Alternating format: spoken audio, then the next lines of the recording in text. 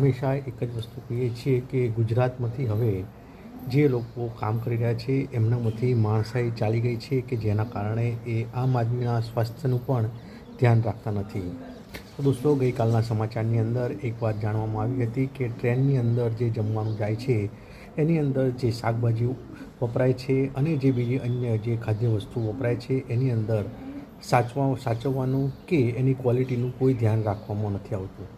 અને એના જે કોન્ટ્રાક્ટરના બેઝ કિચન જ્યારે જોવામાં આવ્યા ત્યારે તપાસ કર્મીઓને ખબર પડી કે એ કિચનની અંદર ઘણી બધી માખીઓ, ઘણો બધો કચરો, ઘણી બધી ગંદકી અને સડેલા બટાકા હતા.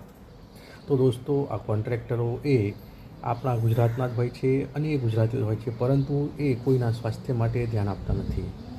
તો તમને શું લાગે છે, ગુજરાતમાંથી માણસાઈ છે કે ચાલી ગઈ છે કે ભ્રષ્ટાચારમાં આવું જ ચાલશે?